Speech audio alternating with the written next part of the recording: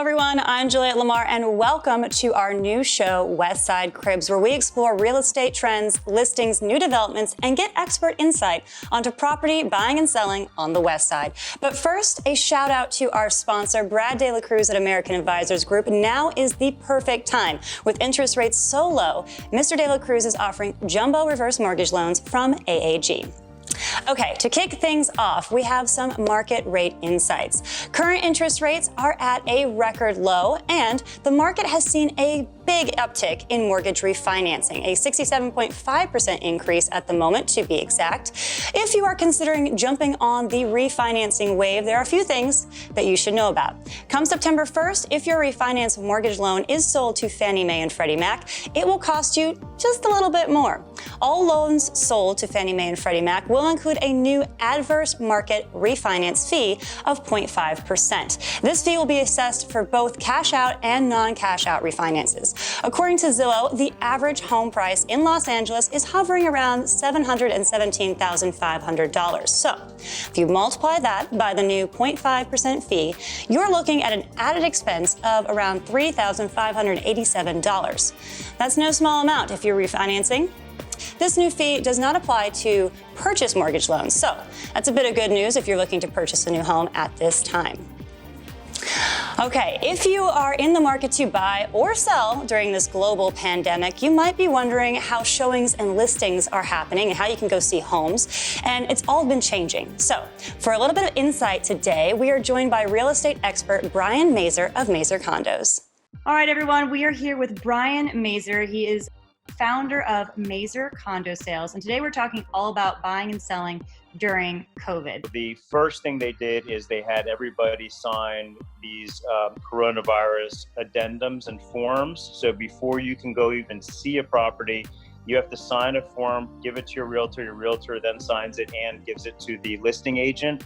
And it confirms that you've not been exposed to anyone, you have no symptoms or fevers, and it is signed, for liability purposes for you, so you can then get access to the property. And you cannot enter a property without having one of those signed for legal and liability purposes for both sides. So that's the first thing that changed. You're allowed one group at a time. You cannot have open houses where people are freely walking through the properties.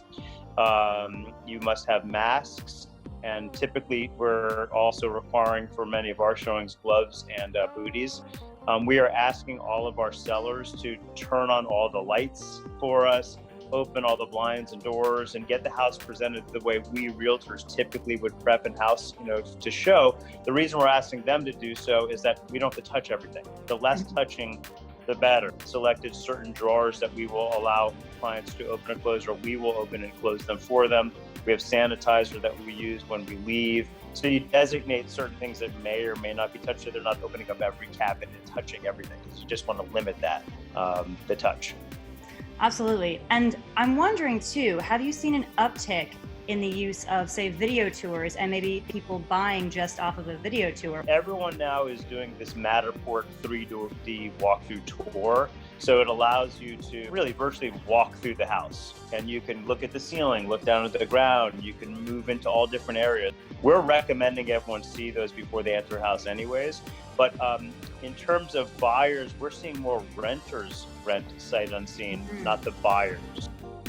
And now for what's listed and what is sold around Los Angeles. Our first property takes us to Malibu. And although I personally think that the asking price is quite high for what you get, can you really put a price on the bragging rights of purchasing the third most expensive property in LA?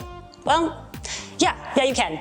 It's $125 million to be exact. 27560 Pacific Coast Highway in Malibu. Well, what do you get for all that cash? You get 3,827 square feet of living space, 7 bedrooms and 10 bathrooms sitting on 2.9 acres of coastal property with around 256 feet of beachfront access, along with a little gazebo. It's quite gorgeous. A saltwater pool to swim in that you can overlook the ocean in case you don't like waves and ocean creatures. You just look at them from afar. The property also has private driveways and a guardhouse along with a 3-story guest house. The extensive grounds also have a basketball court, which is pretty fun. The total price per square foot for this gem is $32,663. If that's a little out of your price range and you just do not want to deal with PCH traffic, I know, It can be brutal. This next home is nestled in the Palisades, and it gives you the convenience of being closer to the city and a little piece of history. 14800 Corona Del Mar in Pacific Palisades has 7 bedrooms, 9 bathrooms, and is 8,959 square feet. It actually has 2 separate homes on the property, both designed by Richard Natera, a famous Jewish Australian-American architect. This property was Natera's case study house, number 20, named the Bali House. The home is designed with simple lines, its beautiful modern exteriors that extend into the yard, giving this classic Southern California indoor-outdoor living space experience, which I just love. The main house has been updated to be LEED or LEED certified. The entire compound sits on over an acre of very manicured, beautiful landscaped grounds. Everything you want, plus parking for 20 cars. The parking alone makes this place a steal. The price tag, $20 million. Well, that wraps up our show for today. Thanks for stopping by. I'll see you again next week.